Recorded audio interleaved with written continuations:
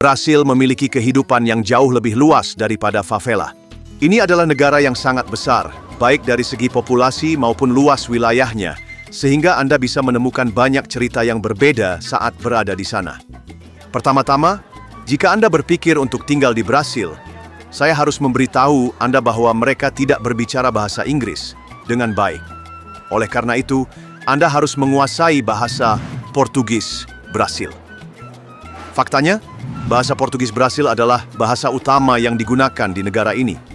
Mempelajari bahasa Portugis dapat memberi Anda banyak keuntungan tambahan. Ini karena kosakata bahasa Portugis Brasil sangat luas dan berkembang. Misalnya, orang Brasil dapat belajar bahasa Spanyol dengan mudah. Faktanya, struktur kalimat dan kosakata dalam bahasa Spanyol dan Portugis sangat mirip. Jika penduduk asli Brasil ingin pindah ke Portugal, mereka dapat beradaptasi dengan kehidupan di Portugal tanpa harus belajar bahasa baru. Satu-satunya perbedaan antara kedua bahasa ini adalah aksen dan pengucapan beberapa kata. Namun, perbedaan kecil ini tidak akan menghalangi Anda untuk berkomunikasi dengan orang-orang di Portugal. Demikian pula, jika orang Brasil ingin pindah ke Spanyol, mereka dapat belajar bahasa Spanyol sebagai bahasa ibu hanya dalam beberapa bulan, karena kemiripan bahasa dan membuat lingkaran pertemanan dan kontak bisnis di Spanyol. Di sisi lain, sejarah awal Brasil berawal dari tahun 1500-an. Benua ini pernah ditemukan secara tidak sengaja oleh penjelajah Portugis. Seorang pelaut bernama Pedro Alferas, dalam perjalanan menuju India, salah mengira kompasnya dan secara tidak sengaja menemukan Amerika Selatan. Setelah itu, Portugal merebut wilayah yang sekarang dikenal sebagai Brasil. Seiring berjalannya waktu, Portugal dan Spanyol berperang dalam berbagai perang untuk menguasai Brasil, dan wilayah ini berpindah tangan di antara kedua negara Eropa tersebut beberapa kali. Akibatnya, Brasil, seperti negara-negara Amerika Selatan lainnya, adalah negara kolonial dan dieksploitasi oleh orang Eropa selama bertahun-tahun. Memang, Brasil adalah tempat di mana banyak produk Amerika Latin seperti jambu mete, kakao, tembakau, kopi, dan tembakau menyebar ke seluruh dunia. Tidak perlu dikatakan lagi betapa populernya produk-produk ini di seluruh dunia.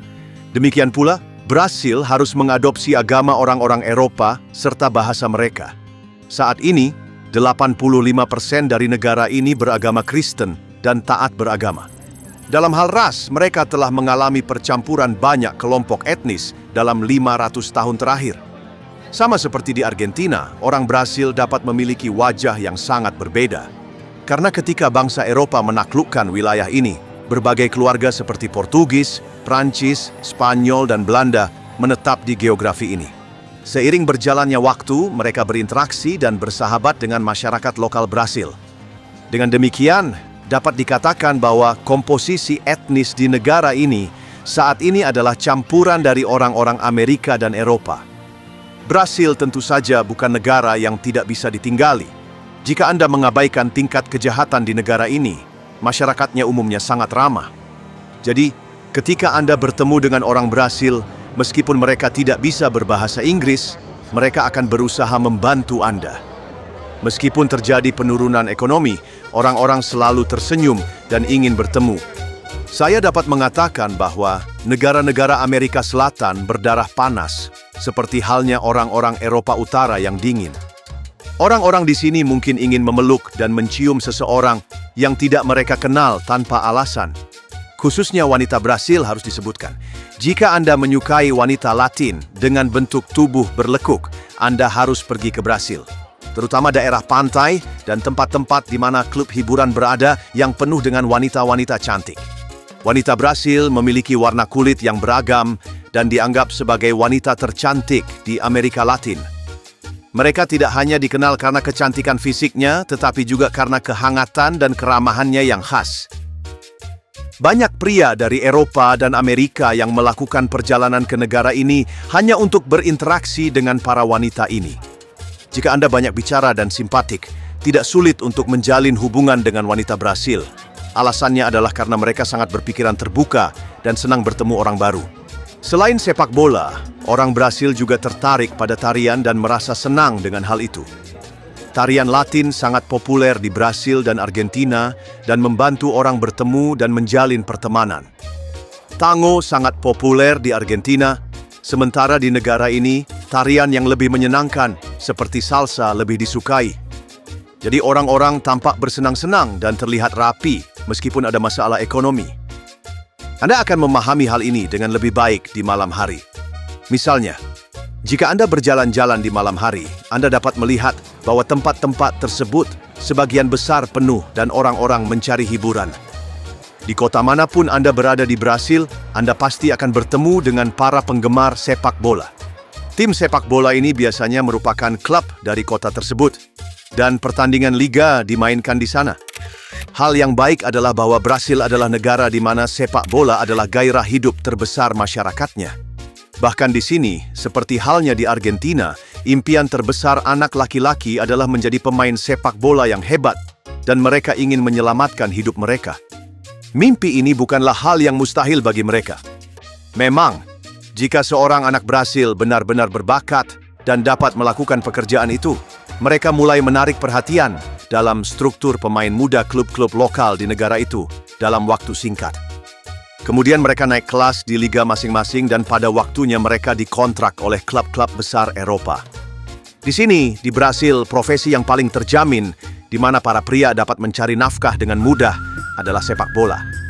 Alasan utama mengapa orang-orang dari luar negeri memilih untuk tinggal di Brasil adalah karena biaya hidup di sana sangat murah bagi mereka yang berpenghasilan dolar dan euro. Sebagai contoh, sebuah keluarga Inggris atau Kanada dapat menjalani kehidupan yang biasa-biasa saja di negara mereka sendiri dengan pendapatan mereka.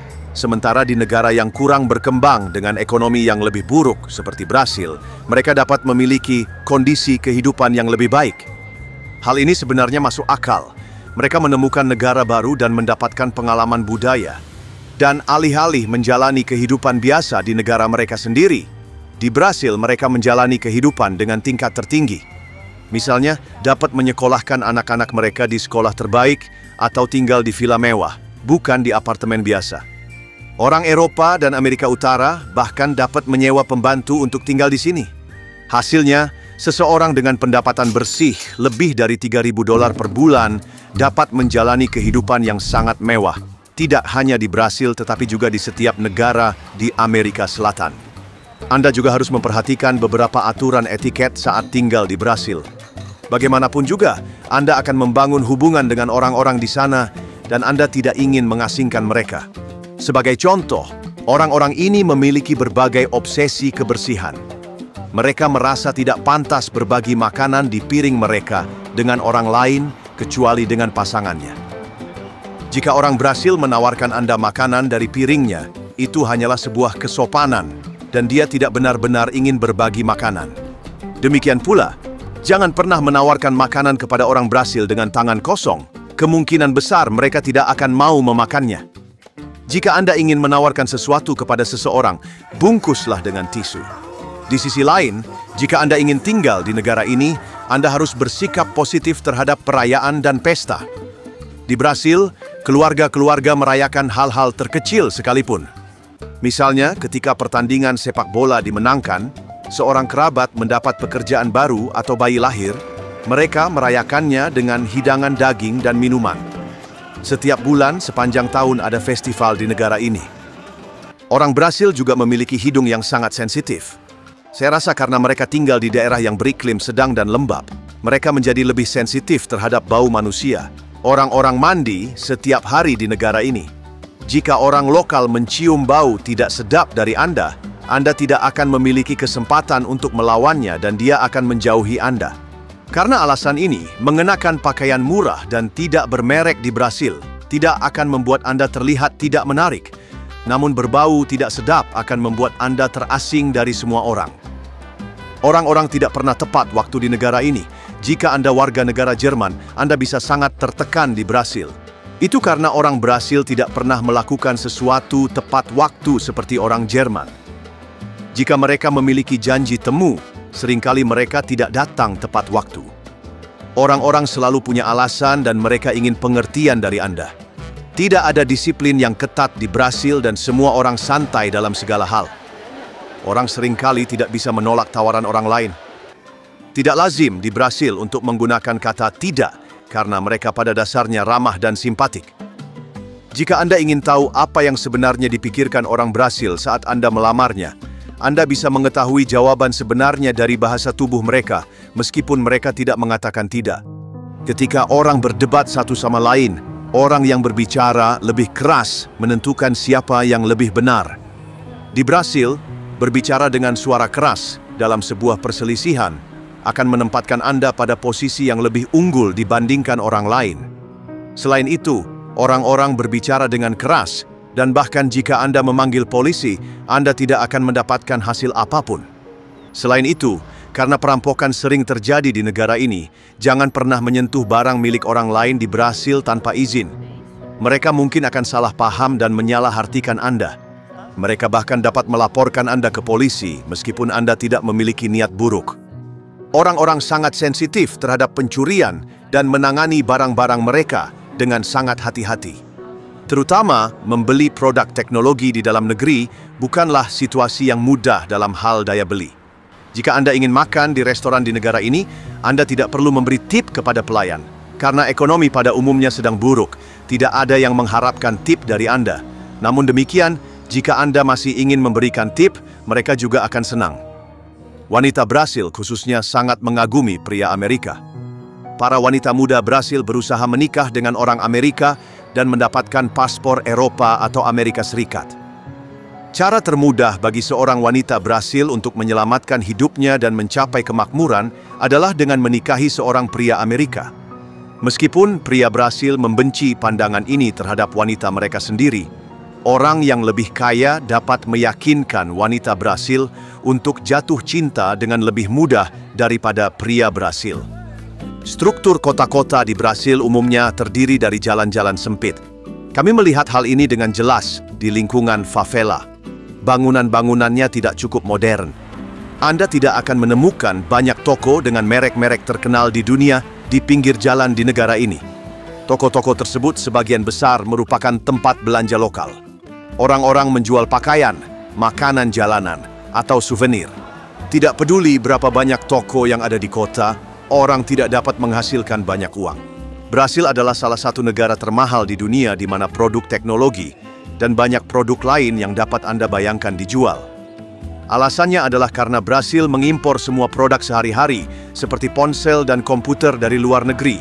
Daya beli produk yang berasal dari luar negeri sangat rendah karena biaya transportasi yang mahal dan adanya beban pajak yang signifikan terhadap produk tersebut. Orang-orang harus membayar cicilan selama bertahun-tahun, bahkan untuk sebuah perangkat teknologi sederhana. Pemerintah Brasil yang mengetahui bahwa daya beli masyarakatnya terbatas, mengizinkan cicilan jangka panjang untuk hampir semua produk. Berapapun nilai produk yang akan Anda beli, Anda bisa mendapatkan kesempatan untuk membayar produk tersebut dalam 20 kali cicilan. Banyak orang berpikir bahwa transportasi di Brasil sangat buruk. Bahkan di kota-kota besar, mereka tidak memiliki kereta bawah tanah dan tram yang memadai, kata pemandu kami. Ia bahkan mengeluhkan bahwa banyak kendaraan transportasi umum yang tidak memiliki pendingin ruangan meskipun suhu udara di musim panas bisa mencapai 40 derajat Celcius. Transportasi di negara ini sebagian besar dilakukan oleh truk dan bus dengan jalan raya yang besar dan lebar. Namun, jalan antar kota cepat rusak dan kurang terawat. Ada juga kemerosotan kesehatan dan pendidikan di negara ini. Layanan kesehatan tingkat lanjut hanya tersedia di kota-kota besar. Di negara berpenduduk lebih dari 220 juta jiwa ini, tidak mungkin mendapatkan perawatan kesehatan tingkat lanjut di daerah pedesaan. Jadi, dalam keadaan darurat, Anda harus berada di daerah yang dekat dengan kota-kota besar. Di bidang pendidikan, masyarakat setempat mengatakan bahwa kualitas pendidikan umum tidak cukup baik. Mereka yang memiliki uang di negara ini menyekolahkan anak-anak mereka di sekolah swasta, dan anak-anak orang miskin tidak dapat bersaing dengan mereka. Di sisi lain, Brasil ingin warganya mengambil peran aktif dalam tata kelola negara. Jadi, jika Anda adalah warga negara Brasil, Anda harus berpartisipasi dalam setiap pemilihan umum di sana, dimanapun Anda berada di negara tersebut. Para politisi di negara ini dikatakan terlibat dalam korupsi besar-besaran dan masalah-masalah rakyat diduga diabaikan. Namun, hal baiknya adalah Brasil tidak pernah memiliki ambisi militer. Dengan kata lain, situasi dalam dan luar negeri yang menyangkut negara selalu dicoba untuk diselesaikan melalui politik. Memang, Anda tidak akan dengan mudah melihat Brasil terlibat dalam perang besar, karena mereka tidak pernah ingin berperang dan mereka mencoba menyelesaikan masalah dengan diplomasi. Namun, banyak orang Brasil yang merasa bahwa semua aturan demokratis ini tidak berjalan dengan baik dan mereka putus asa akan masa depan negara mereka. Sebagai contoh, di negara ini mereka mengklaim bahwa kerja keras tidak dapat mengubah nasib Anda. Jadi, meskipun Anda bekerja keras di sebuah perusahaan, tidak ada insentif untuk menghargai pekerjaan Anda. Pajak terlalu tinggi dan tidak adil. Juga sangat sulit untuk memulai pekerjaan, dan Anda dibayar dengan upah yang tidak masuk akal. Bahkan jika Anda mengatasi semua rintangan dan menjadi kaya, orang-orang di bawah Anda akan melihat Anda sebagai orang yang borjuis dan mulai membenci Anda. Menurut mereka, Anda akan memakan hasil kerja orang miskin dan Anda harus selalu memberi mereka lebih banyak. Jadi, ada ketidakpuasan dan depresi apapun status Anda. Brasil secara umum adalah negara yang memiliki banyak kontras dan keindahan. Jangan lupa untuk menyukai video dan berlangganan ke saluran ini. Selamat tinggal.